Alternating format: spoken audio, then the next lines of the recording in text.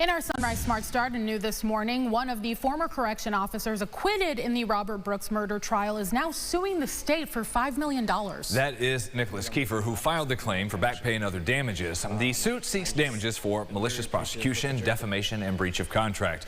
The jury did clear Kiefer and a fellow CO, Matthew Gallagher, of all charges in November related to the beating death of Brooks at the Marcy State Prison. That was in late 2024.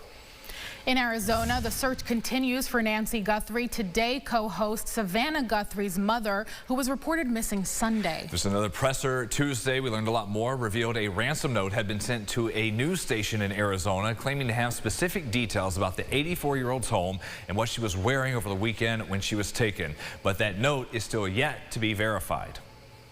It's like any piece of evidence. You give it to us. You give us a lead. We're going to look at every aspect of that lead and work it as a lead.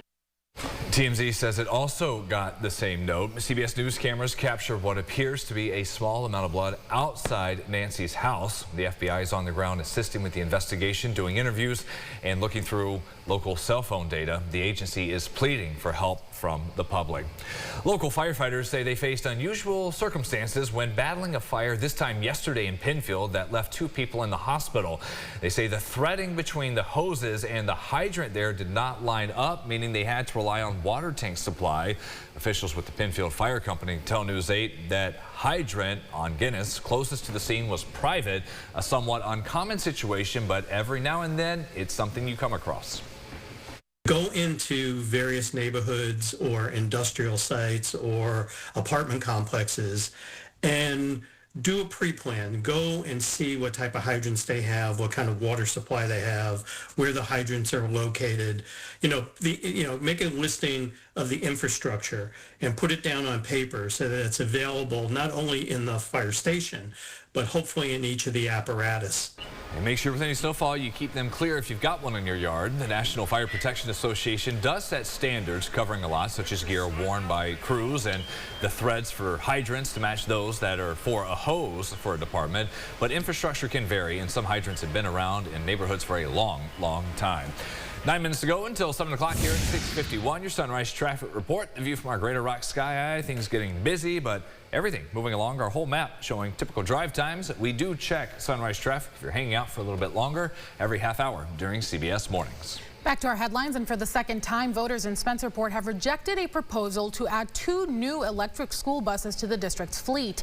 Last night's vote failed 743 to 289. It follows a 2022 law which mandates all districts in New York switch to EV transportation by 2035. Governor Kathy Hochul says this is part of her effort to address climate change. District leaders say if they begin the transition now, they can take advantage of many different grants to offset the cost, such as the New York State Bus Incentive Program, but around $390,000 would come from district reserves to cover the cost of the 2 buses. Voters tell us they worry about the durability and safety of the vehicles, adding there needs to be more research done before they'd consider passing a proposal like this. This money is coming from tax dollars that we pay elsewhere, between school taxes and the county taxes, the state taxes, income taxes. In light of everything and total cost and so forth, I really don't think it's worth it. My son-in-law is a fireman, and he says when the batteries catch fire in electric vehicles, it takes a long time to put the fire out. Following the vote, the superintendent released this statement saying the district, quote, will seek further guidance from our local and state municipal advisors in determining next steps toward meeting this legislative mandate, along with clarification involving the waiver process. You can find the full statement right now at rochesterfirst.com. New changes to the state's point system could mean harsher penalties the next time you get pulled over. These changes officially kick in the 16th, covering many offenses such as texting while driving and speeding. Instead of 5 points, getting caught while using your phone, that would be 6 against your license. If you're stopped for going 10 miles over the limit, that could cost you 4 points instead of what used to be 3. Something else to know, these points accumulate over a longer period of time. So if you rack up 10 of them within 2 years, your license could be suspended. Drive safely and follow the rules of the road. Try not to get pulled over and charged with traffic offenses. And when you do, because it happens to drivers on occasion, get good legal advice, go to court and tell the truth, and ask for mercy and leniency and the best deal you can get. Speeding just 1 or 2 miles over the limit in a work zone comes with even more points, and that does not even include the fees for breaking the traffic law. Some sad news for chai lovers in the Park Ave neighborhood. The Chai Guy Cafe is shutting its doors in just under 2 weeks. The business made the announcement on social media, explaining the lease expires at the end of the month. The owners first started out in 2014 as a Saturday's only side hustle in the city's public market. 5 years later, it became a full-time business with multiple wholesale accounts, and for the past 6 years served fresh cups of chai at its location on Park Ave. Next Thursday is the cafe's last day open, but they say not to worry. They'll still be around offering authentic chai at the public market. That's going away, and this is coming back just 2 weeks after a car ran through the building and ended up crashing into Kitchen Salt. The restaurant in Parrington is reopening coming up this afternoon. In a post on social media, the beloved business thanked everyone in the community for all their support over the last 14 days. We did ask deputies just yesterday about this. They say they still haven't made an arrest. That restaurant has hours returning this afternoon at 4. Today is World Read Aloud Day, and students across the Rochester City School District are taking part. The global event is celebrated by schools, kids, and literacy advocates in more than 100 countries. The goal to promote a love of reading and to highlight that every child has the right to learn to read.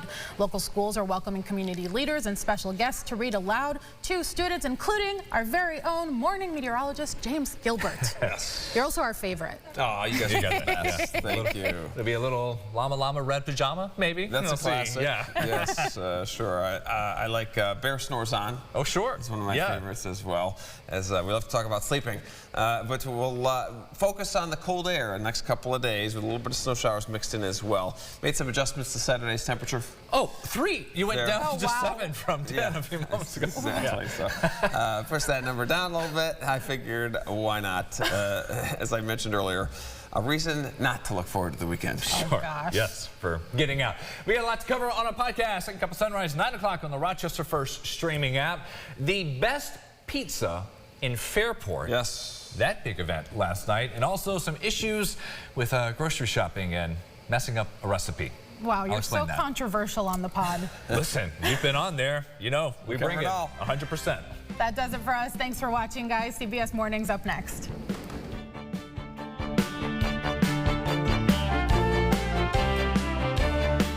Follow News 8 wherever you are on RochesterFirst.com, Facebook, X, and on our app for news and weather.